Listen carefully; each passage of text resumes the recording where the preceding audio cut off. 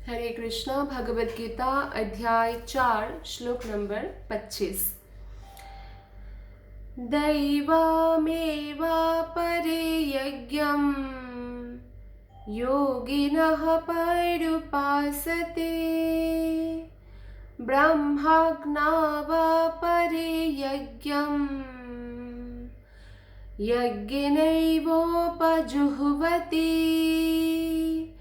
दैवामेवापरे यज्ञं योगिनः परुपासते ब्रह्माज्ञावापरे यज्ञं यज्ञेनैवोपजुह्वति।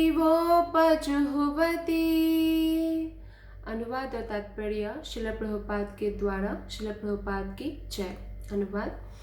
कुछ योगी विभिन्न प्रकार के यज्ञों द्वारा देवताओं की भलीभांति पूजा करते हैं और कुछ परम ब्रह्म रूपी अग्नि में आहुति डालते हैं। तो श्रील प्रभुपाद इस तात्पर्य में बताते हैं, जैसा कि पहले कहा जा चुका है, जो व्यक्ति कृष्ण भावना भावित होकर अपना कर्म करने में लीन रहता है वही पूर्ण योगी है। वैसे तो योगी कई प्रकार के हैं, कर्म योगी, ज्ञान योगी, ध्यान योगी, लेकिन पूर्ण योगी सिर्फ भक्ति योग की प्रैक्टिस करने वालों को बताया गया है। भक्ति योगी जो कृष्ण के विशुद्ध भक्ति करते हैं, अनन्य भक्ति करते हैं। अनन्य मतलब अन्य नहीं, केवल कृष्ण। तो ऐसे व्यक्ति को ही पूर्ण योगी कहा है, जो कृष्ण भावना भावित होकर अपना कर्म करने में लीन रहता है। किंतु ऐसे भी मनुष्य है जो देवताओं की पूजा करने के लिए यज्ञ करते हैं और कुछ परम ब्रह्म या परमेश्वर के निराकार स्वरूप के लिए यज्ञ करते हैं। तो अलग अलग जो है व्यक्ति है, आध्यात्मिक जो अभ्यास करते हैं आध्यात्मिकता के पथ पर चलने के लिए, तो उसमें कई लोग हैं जो देवताओं को आहुति देते हैं। तो अगर कोई कृष्ण की पूजा नहीं कर रहे हैं और कृष्ण के यज्ञ नहीं कर रहे हैं, तो देवताओं के यज्ञ कर रहे हैं, तो वो नास्तिकों से बेटर है। क्योंकि इस प्रकार से जो देवताओं के यज्ञ करते हैं, देवताओं को आहुति प्रदान करते हैं, तो देवताएं क्योंकि कृष्ण के अधीन है, कृष्ण के भक्त है, तो वो जो भी भोग अर्पण होता है वो भगवान श्री कृष्ण को अर्पण करते हैं सबसे पहले, और कृष्ण जो उनको देते हैं प्रसाद रूप में वही वो ग्रहण करते हैं। यहाँ तक कि कोई भी इच्छा किसी की भी पूर्ति करने के लिए कृष्ण की ही अनुमति देवताओं को भी चाहिए होता है। तो बेस्ट तो यही है कि हम डायरेक्ट कृष्ण को अप्रोच करें, लेकिन अगर नहीं कर रहे हैं तो देवताओं को करना भी ठीक है। लेकिन एकदम नास्तिक प्रकृति का जीवन बिताना बहुत ही भयानक है। मनुष्य योनि प्राप्त होने के बाद भी कोई अगर इस प्रकार का जीवन बिताते हैं तो उनका मनुष्य जीवन व्यर्थ है।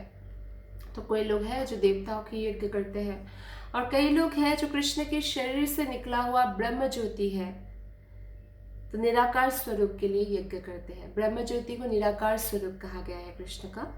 इस तरह यज्ञ की अनेक कोटियां हैं।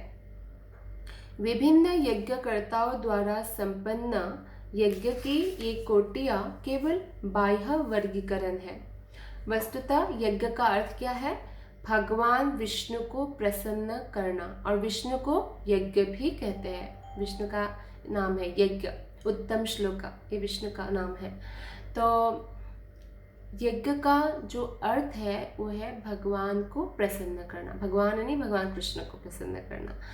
लेकिन अर्थ नहीं जानने के कारण बहुत सारे व्यक्ति कृष्ण भक्त नहीं बनते हैं। तो यहाँ पे जो एक भक्त होते हैं, क्योंकि उनका हर कार्य कृष्ण को प्रसन्न करने के लिए होता है, इसलिए उनके हर कार्य को यज्ञ माना जाता है।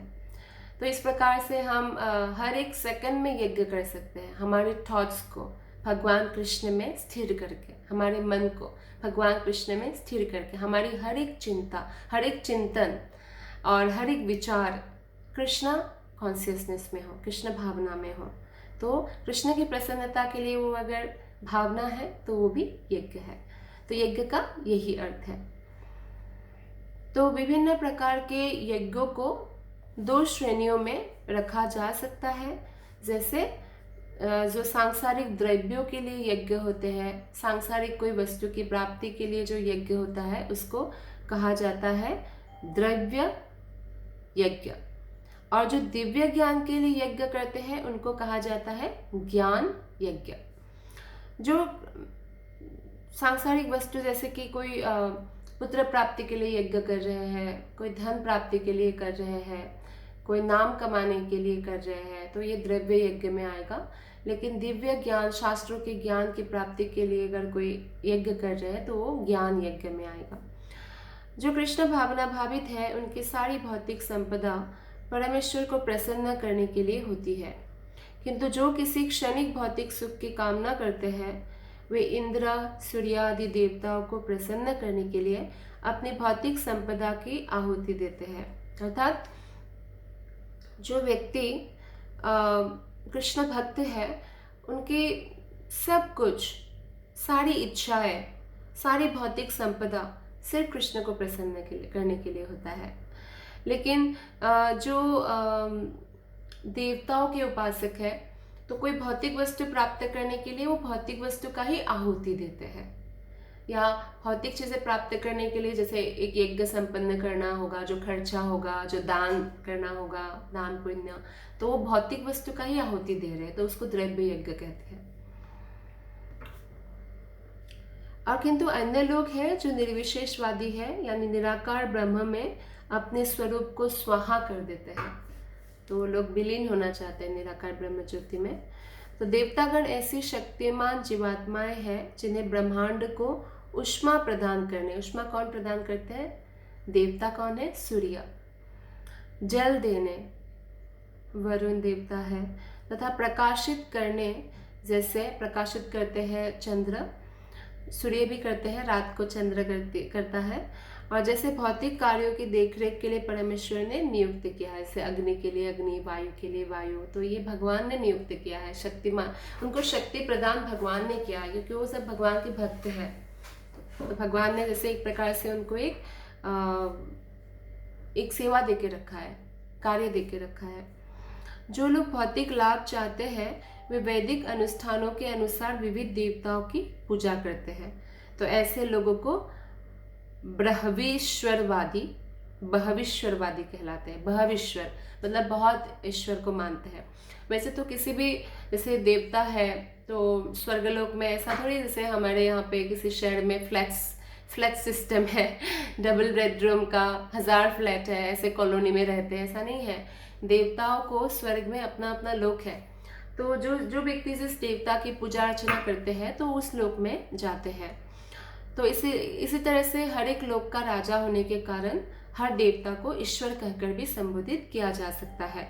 जैसे पृथ्वी में भी लॉर्ड वर्ड यूज होता है बहुत सारे मनुष्य के सामने जिसने कुछ महान कार्य किया हो, तो ईश्वर, इस प्रकार से ईश्वर वर्ड यूज होता है। जैसे कोई भी उपाधि ले लीजिए, मान लीजिए शर्मा है, पटेल है, या कोई भी ऐसे उपाधि, तो बहुत लोग उस उपाधि को यूज करते हैं ना। तो वैसे ईश्वर इस प्रकार से सभी देवताओं के लिए यूज किया जाता है, और जो देवताओं की पूजा करते हैं तो उसको बहवीश्वरवादी कहलाते हैं, वैदिक अनुष्ठानों के अनुसार जो करते हैं। लेकिन सभी ईश्वर का जो परम यानी सबसे श्रेष्ठ है, परम ईश्वर कौन है? भगवान श्री कृष्ण। ईश्वर है बहुत सारे, जो देवताओं को भी ईश्वर उपाधि दिया जा सकता है, लेकिन परम ईश्वर कौन है? कृष्ण है। ईश्वर परम कृष्ण सच्चिदानंद विग्रह अनादिरादि गोविंद सर्व कारण कारणम। तो किंतु जो लोग परम सत्य के निर्गुण स्वरूप की पूजा करते हैं, यानी ब्रह्म ज्योति की, और देवताओं के स्वरूपों को अनित्य मानते हैं, वे ब्रह्म की अग्नि में अपने आप की ही आहुति दे देते हैं। तो जो ब्रह्म ज्योति की पूजा करते हैं वो ये बात जानते हैं कि जो देवता लोग हैं वो भी जीवात्माएं हैं, शक्ति संपन्न जीवात्माएं हैं, तो वो भी जो देते हैं वो भौतिक लाभ देते हैं, लेकिन भौतिक लाभ भी क्षणस्थायी है, क्योंकि देवता लोगों का जो उम्र है उसमें भी मृत्यु है। तो इसीलिए वो लोग उनकी पूजा नहीं करते, तो वो भगवान की जो किरणें हैं शरीर से निकला हुआ ब्रह्म ज्योति, उसमें ही अपने आप को स्वाहा कर देते हैं। तो अपने आप का ही आहुति दे देते हैं और इस प्रकार ब्रह्म के अस्तित्व में और अपने अस्तित्व को समाप्त कर देते हैं। क्योंकि ब्रह्म ज्योति में जो भी जीवात्माएं तैरता रहेगा तो वो कभी भी हमेशा निष्क्रिय अवस्था में उनको रहना पड़ेगा, कभी भी सक्रिय व्यक्तित्व का जो अवस्था है या इच्छा नहीं कर पाएंगे। अगर उन्होंने इच्छा फिर से किया तो फिर से पृथ्वी लोक में भेज दिया जाएगा। तो ऐसे निर्विशेषवादी परमेश्वर की दिव्य प्रकृति को समझने के लिए दार्शनिक चिंतन में अपना सारा समय लगा देते हैं। जो निराकारवादी है वो कुछ दर्शन पढ़ेंगे, दर्शन और चिंतन करते रहेंगे, तो बहुत सारा समय ऐसे वो गवा देते हैं।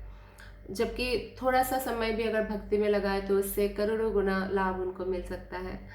तो दूसरे शब्द में सकाम कर्मी भौतिक सुख के लिए अपनी भौतिक संपत्ति का यजन करते हैं, किंतु निर्विशेषवादी परम ब्रह्म में लीन होने के लिए अपनी भौतिक उपाधियों का यजन करते हैं। यानी एक व्यक्ति जो है भौतिक वस्तु प्राप्त करने के लिए द्रव्य यज्ञ कर रहे हैं और एक व्यक्ति अपने भौतिक संपदा सब स्वाहा, उनको कोई आसक्ति नहीं रखनी, और फिर भगवान की ब्रह्म ज्योति में विलीन होने के लिए ज्ञान यज्ञ कर रहे हैं।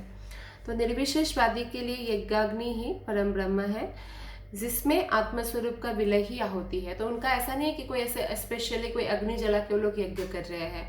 उनके लिए जो भगवान के जो शरीर से निकला हुआ जो ब्रह्म ज्योति है, जिससे सूर्य, चंद्र, अगणन नक्षत्र जो प्रकाशित होते हैं, वो ब्रह्म ज्योति, तो वो ब्रह्म ज्योति ही उनके लिए अग्नि है और खुद को उसमें आहुति देना ही आहुति है। किंतु अर्जुन जैसा कृष्ण भावना भावित व्यक्ति कृष्ण को प्रसन्न करने के लिए सर्वस्व अर्पित कर देता है। तो भक्त कैसे करते हैं? कृष्ण के लिए सर्वस्व अर्पित, कृष्ण की प्रसन्नता के लिए हर कार्य करना, ऐसा करते हैं। इस तरह उसकी सारी भौतिक संपत्ति के साथ साथ आत्मस्वरूप भी कृष्ण के लिए अर्पित हो जाता है।